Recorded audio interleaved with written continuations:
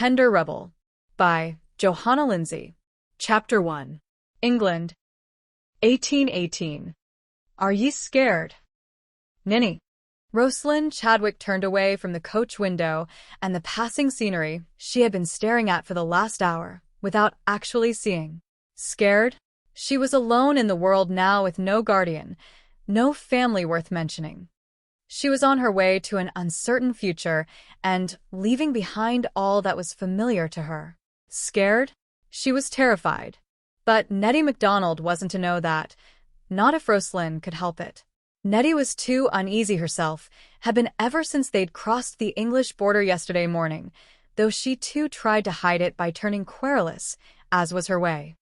Nettie had been all chipper and cheer before that, even while crossing the lowlands, which she disdained. A Highlander all her life, and that was 42 years' worth, Nettie never thought the day would come when she would be forced to leave her beloved Highlands, let alone cross the border into England. England. But Nettie wouldn't be left behind. No, not dear Nettie. Rosalind managed a smile for Nettie's benefit, and even a bit of a twinkle in her hazel eyes to reassure her Abigail. Och, and what be I to be scared of, Nettie? Didna we manage to sneak off in the dead of night, why none the wiser? Geordie'll be searching Aberdeen and Edinburgh for weeks and weeks, and never guess we've absconded to London. That he will. Nettie spared herself a pleased smile for their success so far, forgetting for the moment her fear and dislike of the English. Her dislike of Geordie Cameron went much deeper.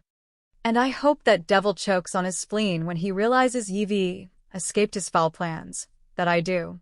I didna like Duncan, bless him, making ye promise what ye had tae, but he knew what was best for ye. And dinna be thinking I messy fashed, I didna hear ye forgetting your proper English, lass. That Duncan brought that fine snobbish tutor tae be teaching ye. Ye'll no be forgetting it, especially now we're here among the devil's kin. Rosalind grinned when this last was delivered in Nettie's most scolding tone, and couldn't resist teasing a bit more. When I see an Englishman will be soon enough for me to be remembering my proper English. You wouldna deny me this wee bit of time left when I dinna have to be thinking about every word I say, would you now? Humph. 'Tis only when ye're that upset that ye forget any more. And well I ken it. Of course Nettie knew it. Nettie knew Rosalind better than herself sometimes. And if Rosalind wasn't in a temper, which was when she most often forgot herself and lapsed into the Scottish brogue she had picked up from Gramp and Nettie, she was still upset, and with reason. But not enough to forget the proper English that had been drummed into her by her tutor. Rosalind sighed. I hope the trunks got there. Or we'll be in a fine pickle. They had both left with only one change of clothes. To further outwit her cousin Geordie. Just in case someone saw them leave and told him. That's the least of your worries, lass. Sure, and it saved time bringing that London modiste tae Cameron Hall tae be making ye all those bonny dresses. Ye dinna have to be fitted when we get there. Duncan, bless him, thought of everything, even sending the trunks ahead, one by one. Geordie wouldna suspect anything if he was watching. And Nettie had thought it was such a lark, sneaking off in the middle of the night as they had, with their skirts hiked up and wearing old breeches underneath so in the moonlight they might pass for men. Truth be known, Rosalind had thought so too. In fact, that was the only part of this madness she had enjoyed. They had ridden to the nearest town where the prearranged coach and driver were waiting and had had to wait several hours to be sure they weren't followed before they actually set off on this journey. But all the stealth and bother had been necessary to outwit Geordie Cameron. At least Gramp had made Rosalind believe it was necessary. And Rosalind could believe it after seeing Geordie's face when Crampswell was read. After all, Geordie was Duncan Cameron's great-nephew, his youngest brother's grandson, and his only male relative still living. Geordie had every right to assume some of Duncan's great wealth would be left to him, if only a small part. But Duncan had left his entire estate to Rosalind, his only grandchild, Cameron Hall, the mills, the countless other businesses, everything. And Geordie had been hard put not to fly into a rage. He shouldn't have been surprised, Nettie had said after Geordie left the day of the reading. He knew Duncan hated him, that he blamed him for your dear mother's death. Why, 'tis why he was courting ye diligently all these years.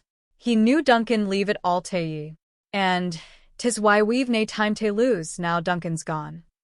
No, there was no time to lose. Rosalind knew it when Geordie once more asked her to marry him after the will was read, and she once more refused. She and Nettie had left that very night, with no time to grieve, no time to regret the promise she had made to her grandfather. But she had done her grieving in the last 2 months, when they had known Duncan's time was finally up. And it had been a blessing, in fact, his death, for he had been wasting away these last 7 years and suffering with the pain, and it was only his Scots stubbornness that had let him linger this long. No, she couldn't be sorry Gramps' suffering was finally over. But oh, how she would miss that dear old man who had been both mother and father to her all these years. "Ye'll no grieve fair me, lassie," he told her weeks before he died. "I forbid it. Ye've given me too many years. Too many wasted years. And I'll no have ye giving even one day more once I'm gone. Ye'll promise me that too." One more promise to the old man she loved, the man who had raised her and bullied her and loved her ever since his daughter had returned to him tugging along a 6-year-old Rosalind in her wake. What did one more promise matter when she'd already given him the fateful one that had her in such trepidation now? And then there had been no time for grieving anyway, so she had at least fulfilled that promise. Nettie scowled as she watched Rosalind turn her eyes back to the window and knew she was thinking of Duncan Cameron again. Gramp, she had disrespectfully called him from the day her mother had first brought her to Cameron Hall to stay, and that just to get his goat. How the little imp had loved nettling the fierce old Scot, and how he had delighted in every bit of teasing and mischief she served him. They would both miss him, but there were too many other things to think of now. "We're coming to the inn finally," Nettie observed from her seat facing the front of the coach. Rosalind leaned forward and turned to the side to see out the window in the same direction, and the setting sun caught her full in the face, touching her hair and making it appear like a sunset itself. Pretty hair, the lass had, red gold like Janet's, her mother. Nettie's own hair was black as coal, and her eyes were the dull green of a loch shadowed by tall oaks. Rosalind had Janet's eyes too, that greenish-gray color that was saved from being nondescript by the golden flecks that were so brightly noticeable.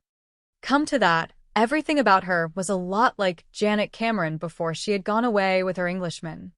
In fact, there was nothing at all of Rosalind's father in her, that selfsame Englishman who had stolen Janet's heart and turned her into a shadow of herself after the tragic accident that killed him. Perhaps it was just as well Janet had died a year afterward, for she had never been the same. And Rosalind, thank God, had her grandfather to lean on then. A 7-year-old child, with both parents gone, was fortunately adaptable, especially with an old Scot to dote on her every whim. "Oh, I'm as bad as the lass. Tae be thinking about the dead when 'tis the future that's in doubt." "Let's hope the beds are at least softer than last night," Rosalind commented as the coach stopped before the country inn. "That is the only thing that has me eager to get to London. I know Francis will have comfortable beds waiting for us." "Ye mean ye'll no be glad to see your best friend after all these years?" Rosalind glanced at Nettie with surprise. "Well, of course there's that. Of course there is. I can't wait to see her again. But the circumstances won't allow a pleasant reunion, will they? I mean, with no time to lose, how much actual visiting will I get to have with Francis? Oh, drat Geordie, anyway," she added with a scowl that drew her Titian brows closer together. "If it weren't for him, ye wouldna have made nae promises. And we wouldna be here now. And it does nae good to be bewailing it." "Now, does it?" Nettie retorted. Rosalind grinned.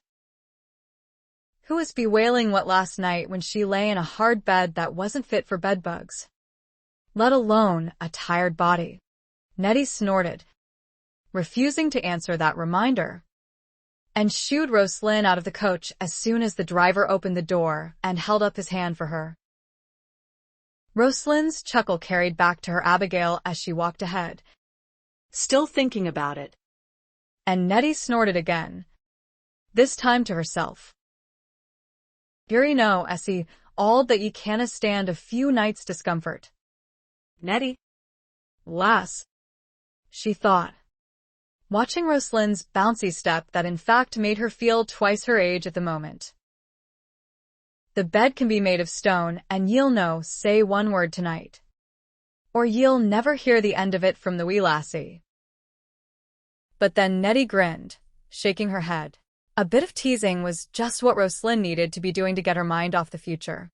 "That bed can be soft as clown, but ye better say, 'tis full of rocks, lass. 'Tis been too long since ye've heard her laugh and seen the mischief in her eyes. She needs tae tease, that she does." As Rosalind approached the inn, she barely noticed the 16-year-old lad standing on a stool lighting the lamp above the door, but he unfortunately noticed her. Hearing the husky chuckle that was so different from any sound of humor he'd ever heard before, he glanced over his shoulder, then nearly fell off the stool. He was so boggled by the sight of her. Lit up like a flame, she was, in the reddish glow of the setting sun that streaked across the yard, and getting closer by the second, until he could make out every feature of her heart-shaped face, from the finely molded cheekbones and small tapered nose to the firm little chin and generous, full lips. And then she passed through the door, and his head craned around it to follow her inside, until a sharp humph snapped his head back around, and he stared at the stern-faced Abigail looking up at him, his cheeks flushing hotly. But Nettie took pity on the lad and didn't dress him down as she usually did anyone caught gawking at her Rosalind. It happened wherever they went, for Lady Rosalind Chadwick had that effect on the male species, and no age seemed to be immune, from small tykes to old men, and everything in breeches in between. And this was the last to be turned loose on London. Chapter 2. "And you wondered who his tailor is?" The Honourable William Fairfax snickered aside to his young friend. "Told you his tailor had nothing to do with it. Didn't I? You want to turn yourself out in a reasonable facsimile? Best take up the gloves. He's been at it for more'n a dozen years. So I hear." William's young friend, Cully, flinched at the sound of leather connecting with solid flesh again, but squinted his eyes open this time.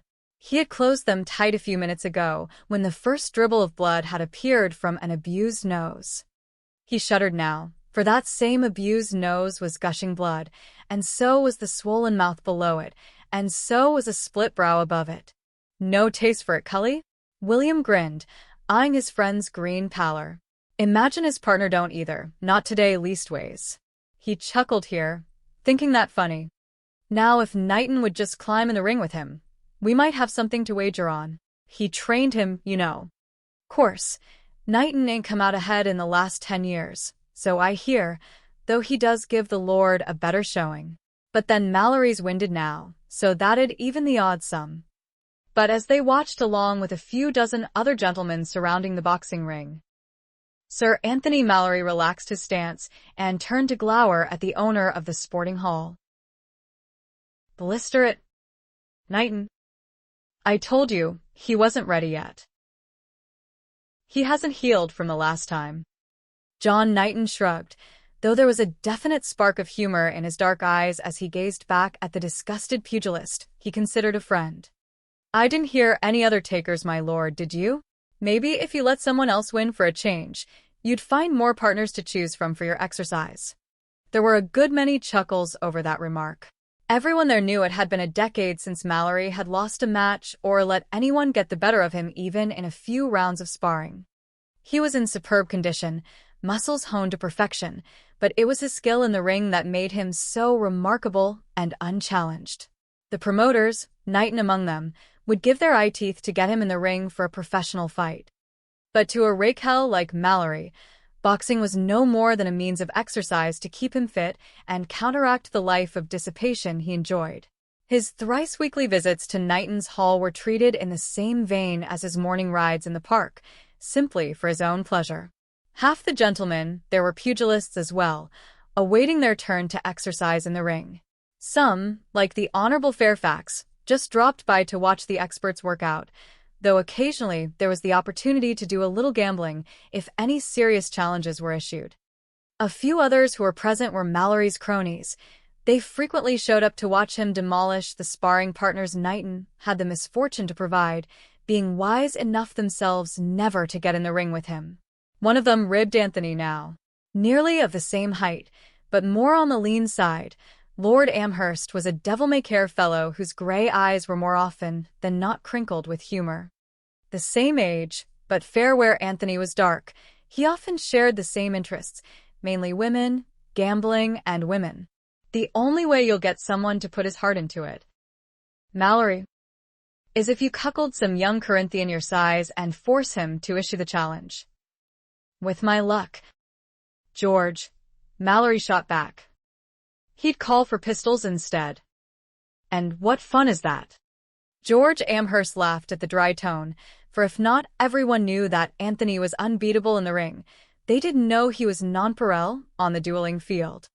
He was even known to quite nonchalantly ask his challengers on what luckless part of their anatomy they would like to receive their wound of honor, which naturally set the poor fellows trembling in their boots, if they weren't already. As far as George knew, Anthony had never actually killed anyone in a duel, since nearly all his were fought over women, rake that he was, and he firmly believed there wasn't a woman born worth dying over. Well, that was excluding those in his family, of course. Mallory was devilish touchy about his family. He might be a bachelor, confirmed positively, but with 3 older brothers with offspring aplenty, he didn't lack for nieces and nephews to dote on. Looking for competition? Tony? You should have sent your man round to find me. You know I'm always happy to oblige you. George swung around sharply, disbelieving his ears at the sound of a voice he hadn't heard in more than 10 years. And then his brows shot up incredulously, for he hadn't been mistaken. Standing in the doorway was James Mallory, older certainly, but looking every bit as dangerous as he ever had 10 years ago when he had been London's most notorious Raquel. Big, blonde, and still handsome too, by God. Incredible. And then George swung back to see how Anthony was taking this unexpected appearance. The 2 brothers had been close before, being only a year apart in age, and inclined toward the same interests, though James was assuredly the wilder of the 2. At least he had been. But then James had disappeared, and for some reason or other that the family never spoke of, the other brothers had disowned him, Anthony included, and wouldn't even mention his name. As close as George was to Anthony all these years since, and he liked to think they were best friends, Anthony had never once confided what it was that James had done to be ousted from the family. But to George's surprise, Anthony was showing no signs of his formidable temper. In fact, no emotion whatever crossed his handsome countenance for those in the hall to remark on. You had to know him well to recognize that gleam in his cobalt blue eyes for what it was. Pleasure, not fury. And yet when he spoke, you'd have thought he was addressing his worst enemy. James, what the bloody hell are you still doing in London? You were to sail this morning. James did no more than offer a bored shrug. Change of plans, thanks to Jeremy's newfound stubbornness. Since he's met the rest of the family, he's become impossible to handle. I swear he's been taking lessons from Reagan in manipulation, for he managed somehow or other to talk me into letting him finish his schooling here. Though I'm deuced if I know exactly how he did it. Anthony wanted to laugh at James' expression of bafflement at being outmaneuvered by a 17-year-old whelp who looked more Anthony's son than James, and he would have if James hadn't slipped the name Reagan into his explanation. The name always rubbed Anthony on the raw, as it did Jason and Edward, their older brothers, and James knew it, which was why he used Reagan instead of Reggie, as the rest of the family called Regina Eden. But as far back as Anthony could remember, James had had to be different, going his own way and doing as he bloody well pleased, and to hell with the consequences. As James had spoken, he had walked forward, casually slipping out of his coat to reveal the sort of loose-sleeved shirt that he preferred when captaining the Maiden Anne. Since he gave every appearance of being about to oblige Anthony in the ring, Anthony refrained from taking him to task over his Reagan, which would have started their usual argument and likely jeopardized a little friendly sparring. "Does this mean you'll be staying as well?" Anthony asked as James handed over his coat to George and accepted the gloves a grinning John Knighton helped him into. "Only long enough to get the young guns settled and togged up. I think. At least for now. Though Connie has pointed out that the only reason we were willing to set ourselves down in the islands was to give Jeremy a home." Anthony couldn't help laughing this time. Two old sea dogs playing mother. God. I wish I could have seen it. I wouldn't talk.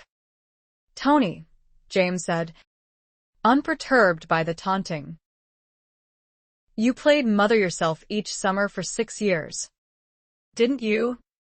"Father," Anthony corrected. "Or more like Big Brother, which is neither here nor there. I'm surprised you didn't marry like Jason did, just to give Jeremy a mother. Course. With Conrad Sharp willing to help you raise the lad. I suppose you didn't think it necessary." James leaped up into the ring. "That's my best friend you're disparaging." Anthony bowed slightly. "Point taken. So, who gets the dear boy while you and Connie are deciding whether to come home for good?" James' right connected solidly with Anthony's midsection just before he said, "You do." While Anthony doubled over, absorbing the punch as well as the answer, the wagers began flying about the room. At last there was someone who looked as if he just might be able to beat the unbeatable Lord Mallory. Mallory was taller by a few inches, but the other bloke was brawnier and looked quite capable of wiping the floor with anyone in the room, Mallory included, and they were going to be privileged to see it. Only a few there realized these two were brothers. As soon as Anthony was able to draw breath, he scowled at James for the surprise punch. But as to his revelation, he simply said, "Me? How'd I get so lucky? You're the lad's choice. You're his bloody idol. Don't you know, next to me?" "Of course." "Of course," Anthony replied and took James equally by surprise with an uppercut that staggered James back several paces. As James flexed his jaw, Anthony added, "I'll be glad to have him. As long as you realize I won't curtail my activities as I did for Reggie." They circled each other now, both getting in another punch before James replied, "Don't expect you to, lad. When I didn't. It's different when you've got a boy underfoot. Hell and fire. He's been wenching since he was 14. Anthony burst into laughter at that, unfortunately letting down his guard to receive a ringing blow to the side of his head. But he was quick enough to counteract with an upper to James' middle that lifted him a good 5 inches off the floor, amazingly done, since James was a good 30 pounds heavier in solid muscle. Anthony stood back, allowing his brother a moment to catch his breath. When James glanced up, still bent over, he was grinning. "Do we really want to take aches and pains to bed tonight, Tony?" Anthony's teeth flashed in accordance. "Not when something softer can be found. And I assure you, something softer can be found." He came forward to throw an arm around his brother's shoulder. "Then you'll take the lad until school starts?" "Love to. But, good God, I can see I'll get a fair amount of ribbing from it. Anyone who looks at Jeremy will think he's mine. That's why he wants you." James grinned, flashing his own set of pearly whites. He's got a devilish sense of humor. "Now about tonight. I know a couple of wenches." "Wenches? Indeed. You were a pirate too long, Captain Hawk." "Now I know a couple of ladies." Chapter 3. "But I don't understand." Rose, Lady Francis, leaned forward to say. Why would you want to tie yourself to a man when you don't have to? I mean, if you were already in love, that'd be different. But you're talking about marrying someone you haven't even met yet. Francis, if I hadn't promised, do you really think I'd do it? Rosalind asked. Well, I should certainly hope not, but who's to know if you don't keep the promise? I mean, your grandfather's dead and… Frances broke off at the look on her friend's face. Forget I said that. I will. Oh, I just think it's such a shame. Frances sighed with emphasis. Lady Frances Grenfell was a striking woman by any standards. On the tiny side, she was not exactly beautiful but was, however, very handsome with her blonde hair and dark brown eyes. At one time, she had been the most cheerful, effervescent girl Rosalind had ever known, but that was before her disappointing marriage to Henry Grenfell 7 years ago. Now she was demure, matronly even, yet she did still have her moments that could remind Rosalind of the happy girl she had once been. You're as independent now as anyone could ever ask to be, Frances continued determinedly. With more money than you know what to do with, and not a soul to tell you what to do. It took me 7 years, and living with a man I didn't love for 5 of them to get to where you are now. And still I have a mother, who nags if she hears of me doing the slightest thing she doesn't approve of. Even as a widow living alone with my son, I still have someone to answer to. But you, Rosalind, you have no one at all to worry about. And yet you must give yourself over to some man who will delight in putting a harness on your freedom as Lord Henry did to me. And I know you don't want to do it. I know that very well. It doesn't matter what I want. Francis. It's what I have to do. But why? Francis cried in exasperation. That's what I want to know. And don't just say again, because you promised your grandfather you would. Tell me why he made you make such a promise. If it was so important to him, he had ample time to have married you off himself. Well, as to that, Rosalind replied, there was no one I wanted to marry. And Gramp wouldn't have forced me on someone I didn't want. In all these years? No one at all. Oh. I hate the way you say all these years. Francis. I really do. Dinner remind me how difficult it's going to be for me. Frances' brown eyes widened. Difficult? She nearly laughed. Posh. If ever there was going to be anything so easy, it's getting you married. You'll have so many hopefuls. You won't know what to do with them all. And your age, dear, won't matter one little jot. Good God, don't you know how incredibly lovely you are? And if that weren't enough, you've got a fortune that would make a banker positively drool. I'm 25 years old. Francis, Rosalind said in such a way that she might as well have said 100. Francis grinned. So, am I? And I don't consider that ancient. Thank you. It's different when you're a widow. You've been married. No one would think anything of you marrying again. No. They won't. Because I never will. Rosalind frowned at the interruption. But the ton will take one look at me on the marriage block next to all those young debutantes and laugh their heads off. Francis smiled. Honestly, Rose, it's true. Hell's teeth. I'd laugh myself to see a 25-year-old spinster making a fool of herself. Rosalind snorted. Now stop it. I tell you, I swear to you, your age won't matter. Rosalind couldn't believe it. Much as she wanted to. She hid it well, but she was very close to tears. This was the very reason she was so terrified of putting herself forward in search of a husband. She was going to make a fool of herself, and that was something she couldn't bear.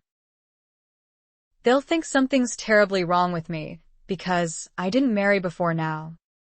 Fran. You know they're bound to. It's human nature. They'll understand perfectly when they hear you've spent the past 6 years nursing your grandfather. And they'll commend you for it. Now. Not another word about your age. That is the least of your worries. And you have quite managed to avoid answering my question. Haven't you? Rosalind chuckled at the stern look on her friend's face. A warm, husky sound that was uniquely her own. She and Nettie had arrived at the townhouse on South Audley Street late last night, so late that there had been no time for the two old friends to talk until this morning.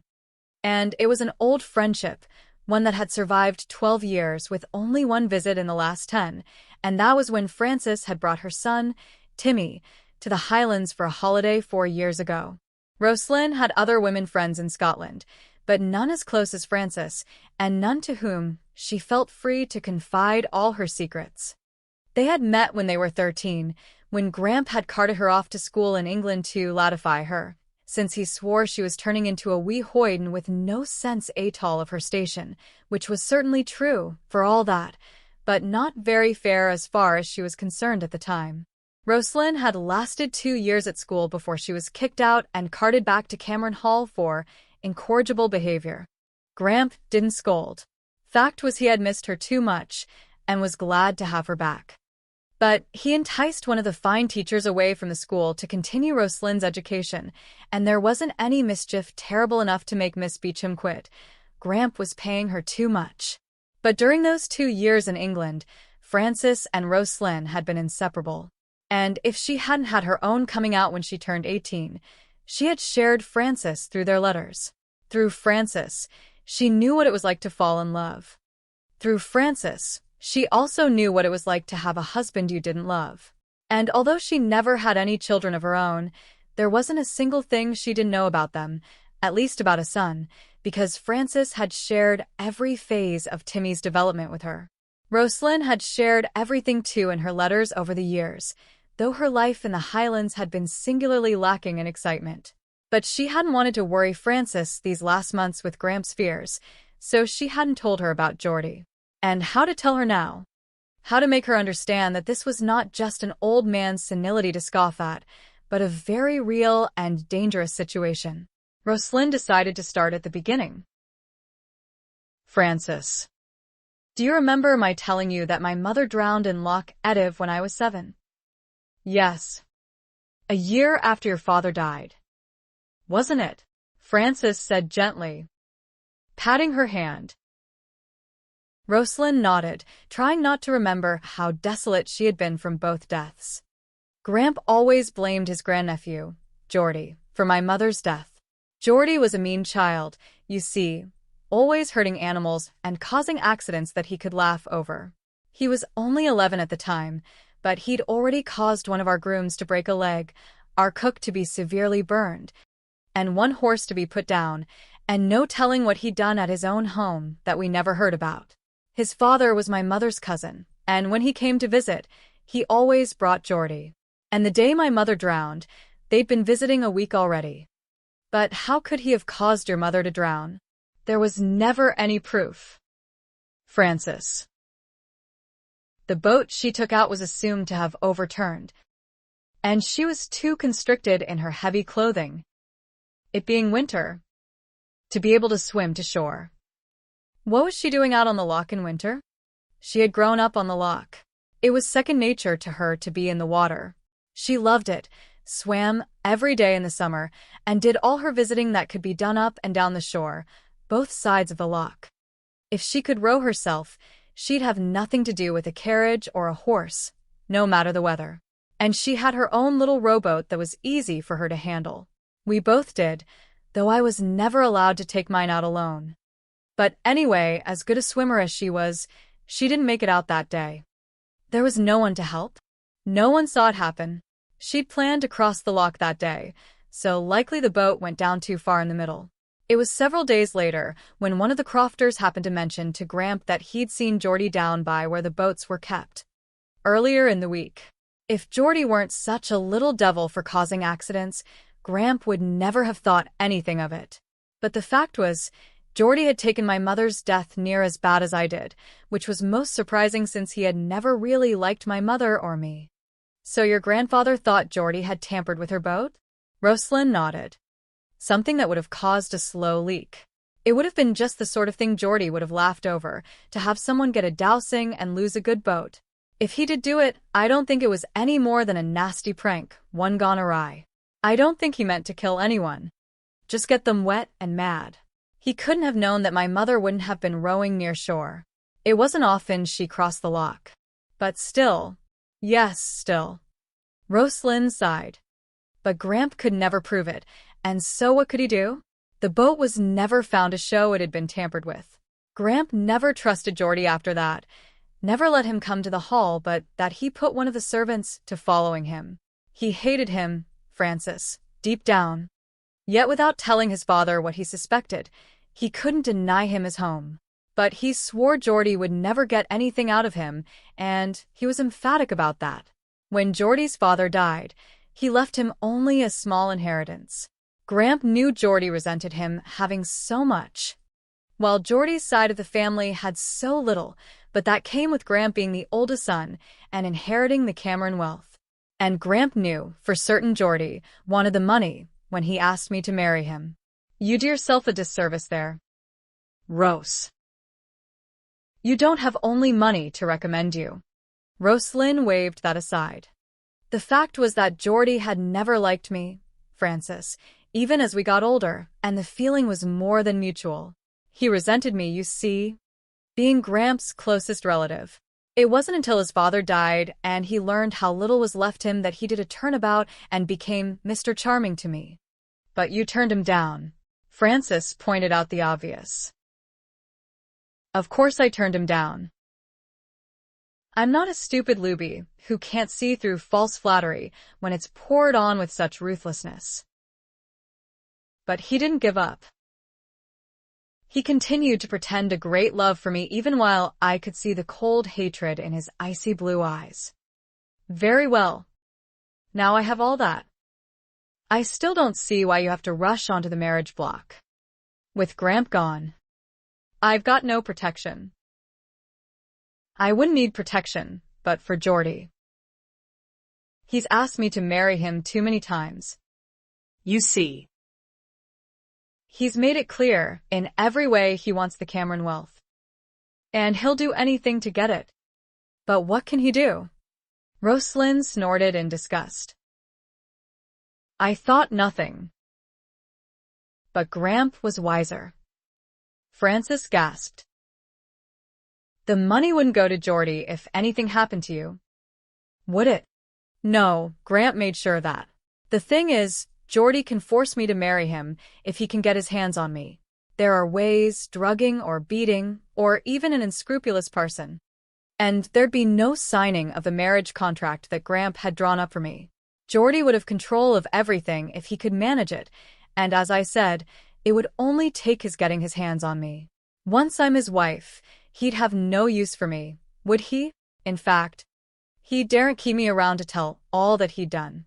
Francis shivered. Despite the warm summer night. You're not making this up, are you? I wish I was, Francis, I really do. Gramp always hoped Geordie would marry, but he never did.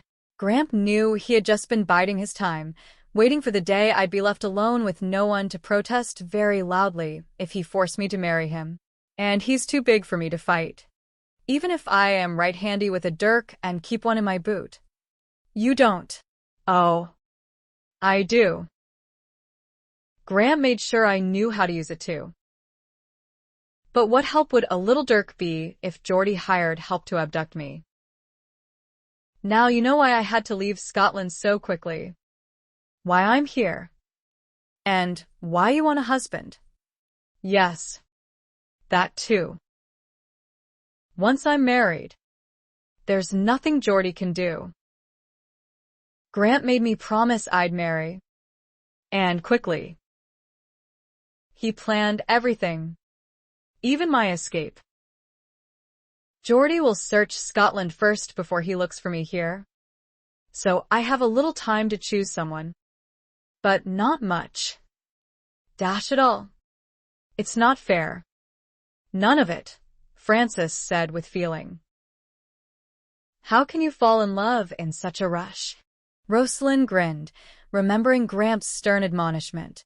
Protect yourself first, lassie. Why a ring on your finger? You can find love later. And how she had blushed, understanding exactly what he'd meant. But he had also conceded. Of course, if love falls into your lap, dinna be pushing it off. Hold fast and dinna let go. Fair it could work, and then you'll have nae need to be looking fair it later. Gramp had had other advice too, about whom she should consider. They say a rake makes a dandy husband. That's if a bonny lass can catch his heart. No, his eye, mind ye, his heart. He sowed his oats, ye see, more than sowed them, ploughed the whole field, esse te speak. Esse, when he settles down, he's ready to do just that. They also say, once a rake, always a rake, Rosalind had been compelled to point out. This bit of advice from Gramp she hadn't been at all thrilled with. Who says esse? If that's esse, then the heart hasna been caught. Ye catch the heart, lassie, and ye'll be glad of it. Ye will. But I'm no talking about the young hellions, nay. Nay. You want to find him on why, enough years on him to ken he's had his wild days aplenty and doesna need more. But ye dinna want him jaded either. Be careful of that. And how do you tell the difference? If he still has feeling. If ye can excite him, och. Never mind those blushes. Lassie.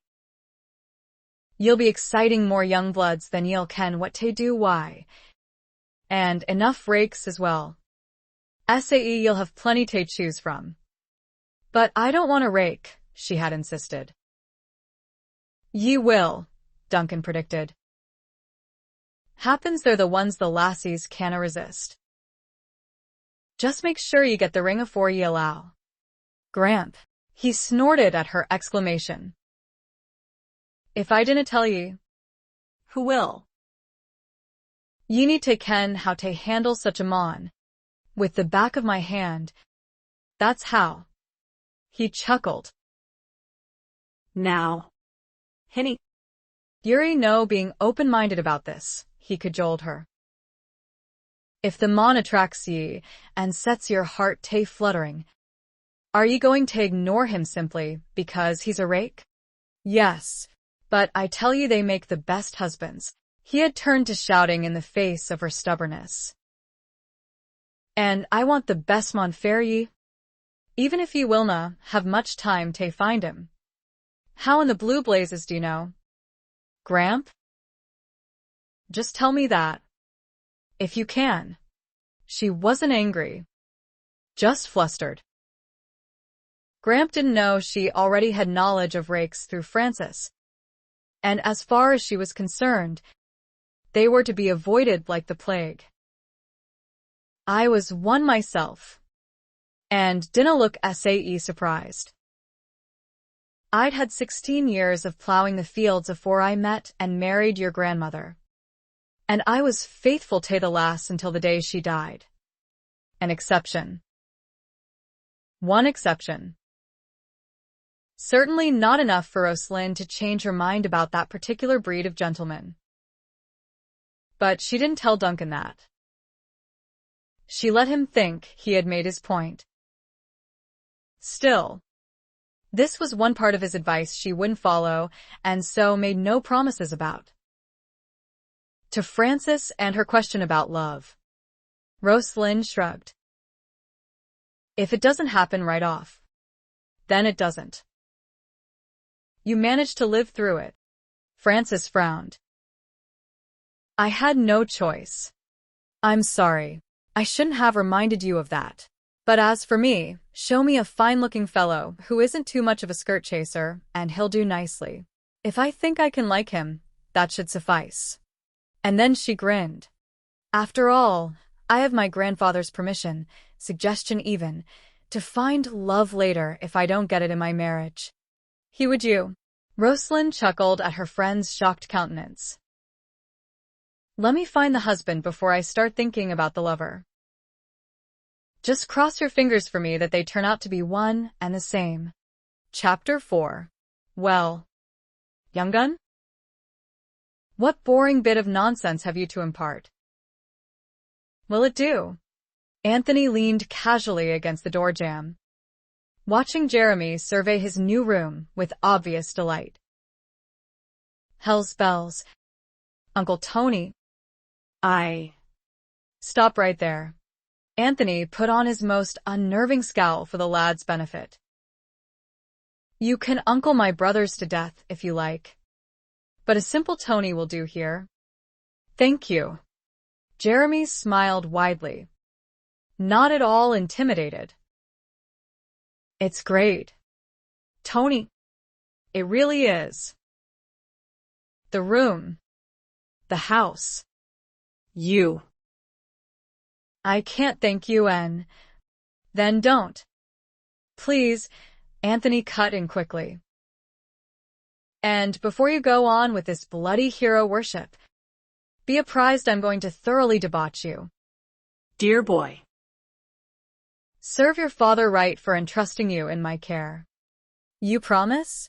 Anthony had to constrain the short bark of laughter. The lad had taken him seriously. No, I do not. Good God. Do you think I want Jason down my throat? He's going to go through the roof, as it is, when he learns James turned you over to me instead of him. No, I'll introduce you to the type of female your father has forgotten exists. Like Reagan? Anthony's scowl was quite real this time. We'll get on. You and I. As long as I never hear that name. Blister it. You're as bad as your father. Now. I can't let you speak poorly of my father. Uncle Tony, Jeremy interrupted quite seriously. Anthony stepped forward and tossed the lad's coal-black hair, so like his own. Understand me, puppy. I love your father, always have, but I'll run him through the coals any time I feel the urge to. He was my brother before he was your father, after all, and he doesn't need defending by the likes of you. So keep your hackles down. I never meant anything by it. Jeremy chuckled, mollified. Reggie said you weren't happy unless you were arguing with your brothers. Did she? Well. That puss always has been a know-it-all, Anthony replied fondly. And speaking of the lady, she sent round a note today. Seems she's in town without her Viscount for a change, and in need of an escort for some ball tonight. How would you like the chore? Me? Do you mean it? Jeremy asked excitedly. I don't see why not. She knows I can't abide such affairs and wouldn't have asked me if someone else were available. But Edward's taken his brood up to Haverston for the week to visit Jason, and Derek's up there too.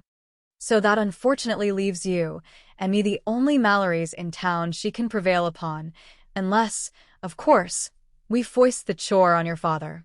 That's if we could find him in time. He might be laying his pallet here for the week, but he mentioned something about looking up an old friend.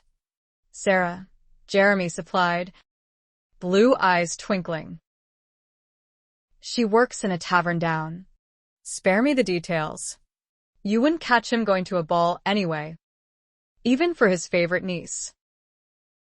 But I'd love to. I even have the clothes for it. And I know how to dance. I really do. Connie taught me. Anthony nearly choked on that one. Did he? Who led? You or he? Jeremy grinned. A little of both. But I've had practice with the wenches since. And they haven't complained. Anthony wasn't about to ask what other forms of practice the lad had been at, for he could well imagine. Too much association with his father's unsavory friends, obviously. Whatever was he going to do with such a charming scamp? But he would have to do something, for Jeremy was sadly lacking in the social graces, thanks to his father. A gentleman pirate. Well, retired pirate, and a disreputable rake. Yours truly fine examples to choose from. Perhaps he ought to turn the lad over to his cousins when they return to London, and see if they could teach him the rudiments. I'm sure Reggie'll be delighted to dance with you, young un. But call her a wench, and she's liable to box your ears. And she knows you well enough now, so she'll be glad to have you for the evening. I understand she's rather fond of you. She took right to me the day we abducted her. Must you remind me of that? And it was only after she knew who you were that she took to you. Dear boy. Good God. For James to go to so much trouble to even the score with the Viscount, then to find Reggie had married him. Well, that changed everything. Of course it did. But he shouldn't have dragged you along in this quest for vengeance anyway. It was a matter of honor. Ah. So you know about honor, do you? Anthony said dryly. Then there's hope for you. I suppose if we can manage to remove wenches from your vocabulary. That is. Jeremy blushed slightly. It wasn't his fault. He had spent the first years of his life in a tavern until his father discovered his existence and took him in hand. Connie, James' first mate and best friend, was always on him about his speech. Now here was another one determined to correct him. Perhaps I'm not good enough to escort. There you go, taking what I say to heart again. Anthony shook his head at the boy. Would I have suggested you escort my favorite niece if I didn't think you were capable? Jeremy was frowning now, but for a different reason. I can't do it. Hell's bells. What was I even thinking of? Of course I can't. If it was anyone else, no. I just can't. What the devil are you mumbling about? Jeremy stared at him intently. I can't take her to no ball if I'm to be her only protection. What if someone like you bothers her? Like me? Anthony wasn't sure whether he wanted to laugh or strangle the whelp. You know what I mean, Tony. Someone who doesn't take well to a no when he hears it. Not that I wouldn't gullet anyone who dared. But who's to take a 17-year-old seriously? Anthony finished with a scowl. Damnation, I can't tolerate those bloody affairs. Never could, never will. But you're quite right. I suppose we'll have to compromise. You escort her and I'll keep an eye on her, too. The Crandall Ballroom fronts a garden, I believe. So, I ought to manage it without actually making an appearance. That should satisfy even her overprotective husband. Does that suit you, young Galahad? As long as I know you're there, and can step in if she has any real trouble. But hell's bells. Tony, won't you be bored stuck out in the garden all night? Assuredly.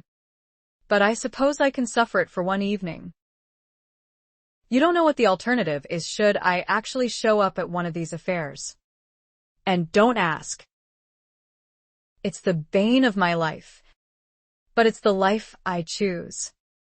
So, I've no complaints. And, with that cryptic remark, Anthony left Jeremy to settle into his new quarters. Chapter 5. Well, dear. Do you believe me now? Francis whispered, coming up behind Rosalind, who stood in a circle of admirers, none of whom had left her alone since she arrived at this ball.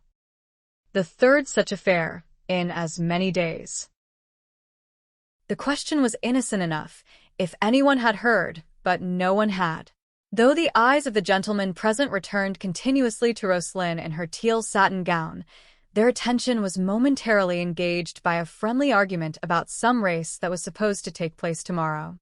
She had started the argument, which seemed the thing to do since it broke up the previous argument about who was to dance with her next. She was quite tired of dancing, especially with Lord Bradley, who must have the biggest feet this side of the Scottish border. Fortunately, or unfortunately in Rosalind's case, she didn't need to ask Francis to explain her question. Frances had asked it once too often in the last days, quite thrilled that she had been right about Rosalind's reception by the ton, and Rosalind had been wrong. She was rubbing it in good, taking Rosalind's success personally, as if it were her own. "I believe you." Rosalind sighed, hoping this would be the last time she would have to say it. "Honest to God. I do. But however am I to make a choice from so many?" Frances pulled her back a few steps to admonish her. "You don't have to choose any of them." "Heavens! You've only just begun the hunt. There are other eligibles you haven't met yet. You're not going to jump into this blindly. Now are you?" No. No. "Of course not. I don't intend to marry a complete stranger. Well, He will be one to me in actuality. But I mean to learn everything I can about him first. I believe in knowing my quarry as well as possible to avoid mistakes." "Quarry indeed." Frances rolled her eyes dramatically. "Is that how you're looking at this?" Rosalind sighed again. "Oh, I don't know, Frances. It just seems so cold-blooded, no matter how you look at it, especially when no one I've met yet has tickled my interest even a wee bit. I'm going to buy myself a husband. There's no nicer way of putting it. And it doesn't look as if I'm going to particularly like the fellow, if this is all I have to choose from. But as long as he meets the other criteria." Posh. Frances admonished sternly. "You're giving up when you've only just begun the search. What's happened to depress you so?" Rosalind grimaced. "They're all so young, Frances. Gilbert Tyrwhitt can't be more than 20, and Neville Baldwin not much older. The Earl is my age, and Lord Bradley is only a few years older, though he acts as if he should never have been let out of the schoolroom. Those other two are no better. Damnation. They make me feel so ancient. But Gramp did warn me. He said I should look to an older man, but where are they? And if you tell me they're all married already, I think I'll scream." Frances laughed. "Rose, you're just rushing it. There are a number of distinguished gentlemen here, widowers, and some confirmed bachelors who I'm sure will reconsider that status once they meet you. But I'll no doubt have to point them out to you, because they're probably intimidated by these young bucks dancing attendance on you and feel the competition's too stiff. After all, you are a smashing success. If you want an older man, you'll have to give the poor fellow some encouragement, let him know that you're interested. Well, you know what I mean." "Hell's teeth. Frances, you don't have to blush. I've no problem with being forward if I have to. I'm even prepared to state my case and do the proposing myself. Now don't raise your eyebrows at me. You know I mean it. And I'll do it if I have to. You know very well you'd be too embarrassed to be that bold. Under normal circumstances, perhaps. But under these circumstances, I haven't much choice. I've no time to be wasting on a proper courtship, and certainly no time to be sitting around waiting for the right man to come along. So point out the more experienced eligibles, and I'll tell you which ones I want to be introduced to. I've quite had enough of these young bloods." "So be it," Frances replied and looked casually about the room. "There, by the musicians, that tall one. I can't think of his name offhand, but I understand he's a widower with 2 children. No, 3, I think it is. He must be 41 or -2, and is a very likable sort from what I hear. Has a big estate up in Kent where the children are. But he prefers town life. Is he more what you had in mind?" Rosalind grinned at Frances' inept attempt at sarcasm. "Oh, he's not bad. Not bad at all. I like that silver at the temples. If I can have love, I must insist on pleasant looking. And he is, don't you think?" "Yes. He'll do for a start. Now who else?" Frances gave her a disgusted look, for she certainly felt as if she were at a market selecting choice goods, even if Rosalind didn't. It was all so unsavory, the logical and businesslike way Rose was approaching this. But then wasn't that really the way it was? Only most women had a father or a guardian to handle the particulars, while they concerned themselves merely with the happy fantasies of love ever. To keep listening to this audiobook, I've left you a link in the description so you can do it, at no cost thanks to Audible's 30-day free trial.